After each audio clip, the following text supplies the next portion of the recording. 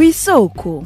Kw'isoko ni ikiganiro mushikirizwa ku minsi yose ya gatandatu mukagitegurirwa n'urunani rw'amaradiyo Radio Inzamba agateka kawe, Radio RPA ijwi ry'abanyagihugu na Radio Television Renaissance. Bamaze amezi arenga 6 bakoresha itongo batijwe n'ikigo Maison Shalom mu karere ka Bugesera kari mu ntara y'ubuseruko y'u Rwanda. Impunzi z'abarundi bari kumwe n'abanyagihugu b'u Rwanda, iryo tongo gihegitari zirenga 4 baririmamwo ibigori, ibitoke n'ibindi, mbere baranahororera. Baraye rero baronse umwimbu wabo wa mbere w'ibigori. Urunani rw'ibimenyesha makuru nago rurabagendera ingene ibikorwa vyabo bitunganije hamwe n'umwimbu baronse. Ni bimwe mu vyo dushimikira ko mu kigabane ku isoko cyo kuri uwa 20 ruhuhuma mu 2021. Muri kumwe na Emile Nibasumba, ndabahaye ikaze.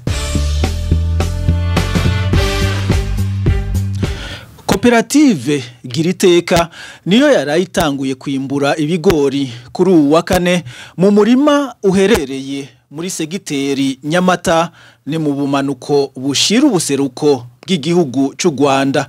Thierry Bigirindavyi wa Television Renaissance niho yari yibereye. Ushitse ku musozi Murambi uri mu murenge wa Nyamata mu karere ka Bugesera, neza na neza ku kilometero 3 uvuye mu gisagara ca Nyamata, hari itongo rihimbaye kuraba ridasa n'ayandi miyo bihereranye. Iryo tongo ry'amahegitari 4 n'igice ryambaye hanini umurima mwiza cane w'ibigori, ikivi kinini c'ivyamwa vy'imyembe, ikivi c'intore, be n'ikivi c'ibitoke ubona ko bikoreye neza. Muri iryo tongo harimo n'indaro yubatse kijambere irimo inkoko zishika 1000, hamwe kandi n'indi ndaro irimo ingurube zirenga 50. Ivyo byose ni vya koperative Giriteka ihurikiyemwo abarundi b'impunzi hamwe n'abanyarwanda ba mu murenge wa Nyamata. Uno munsi barageze ku ntambwe. Uwo mukenyezi w'umurundi kazi yari yitabiriye ibikorwa byo kwimbura ibigori bejeje. Twaragiye hamwe n'abanyarwanda rero turagira ayo mahugurwa, tubona gutangura umushinga wacu. Dufise ibigori, dufise ingurube, dufise inkoko, bizatugirira akamaro cyane gose kuko nta muntu ari matimbura tibaza ko azokwimbura, nta muntu yorora atazi yuko girirwa akamaro n'ivyo yoroye. Uwimana Rachel umunyarwandakazi ari muri koperative Giriteka ataba abarundi bari kumwe bakiranye ugweze n'abanyarwanda kuko basanze basangiye imigambi. Mbese abarundi ni kimwe n'abanyarwanda, ahubwo baje ari n'abantu beza ku buryo twabishimiye cyane.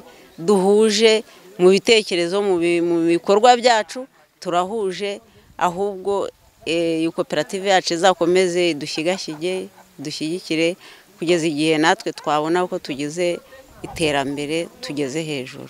Koperative Giriteka icatumye igira higeze nuko ihurikiyemwo abantu bahora mu bice bitandukanye by'ubuzima bakiri mu gihugu c'u Burundi, bamaze gushika mu buhungiro bagahuriza ku ciyumviro cyo gukura amaboko mu mpuzu, bagakora kugira bashobore gutunga imiryango yabo. Hagorimana Jean Paul arongoye koperative Giriteka ni wabitwiganira. Muri Burundi twavuye mu mice itandukanye y'ubuzima y'ubuzi, twavuye no mu ntara zitandukanye.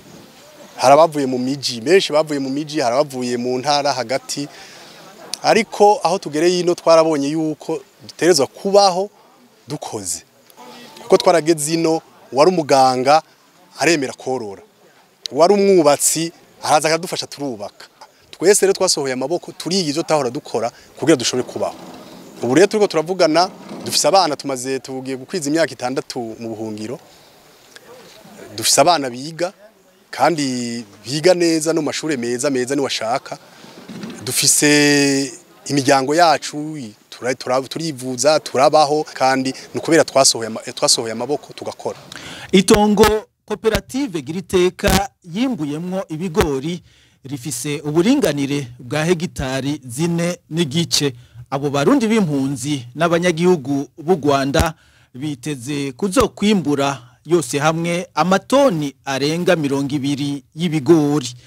Wilhelmine Wibereho arongoye igisata kijejwe gufasha abafise imigambi mito mito mu kigo Maison Shalom avuga ko kuva mu kumunani mu mwaka uheze w'ibihumbi 2020 iryo tongo Maison Shalom yaritijwe ku buntu n'umugira neza mu kiringo c'imyaka 5. Maison Shalom guha rirya tongo giriteka yashatse gufasha abantu na cane atakazi bafise abantu murabona ibintu vya covid ngene vyagenze abantu baratakaje ubuzi abari bafise ico bakora birahagarara rero iciriyumvira iti ko turonse itongo reka abo bantu tubashire hamwe hama tubafashe mu kubaha mu kubigisha ubuhinga mu kubaha uburyo kugira ngo bashobore kugura ivyo bakoresha ibikoresho kugira ngo bashobore kwiteza imbere biteze imbere bashobore gutunga imiryango yabo.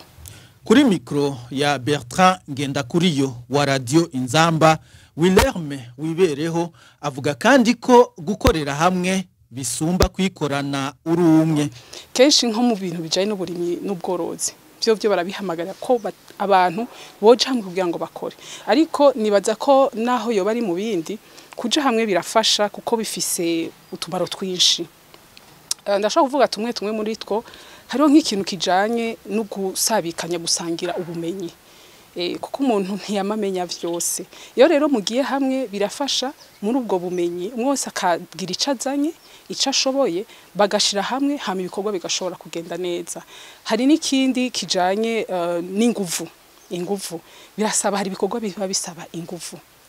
Mugihe rero abantu bagiye hamwe umwose akazana inguvu birafasha biratera intege abantu bagakora neza. Nk'ibikorwa by'uburimyi n'ubworozi byovyo biba bisaba ko abantu baja hamwe kugira ngo za nguvu baziteranire bazishire hamwe. Ego ikindi naco nuko iyo hageze aho usanga abantu bafasha batera nkunga nkuko babivuga nka mu Rwanda biroroha cyane iyo bagiye gukora n'abantu bishize hamwe kuko byerekana hariho ikintu c'icizere kizamwo bikaca byerekana koko kuba abantu bafise ishaka. Ariko iyo umuntu ariko akora ukwiwe biragoye kunamukorera cacizere avuga ati mbega hamwe no muhana amafaranga akaca yigira.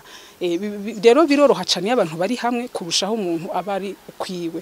Wilherme Wibereho ahanura ariko kwimbere y'ukuja hamwe bisaba ko impunzi z'abarundi zifasha iyo ngingo zibanza kwihweza ko zumva kumwe intumbero y'umugambi zishize imbere kuko ngo bitagenze uko uca usanga koperative canke ishirahamwe bitamaze na kabiri.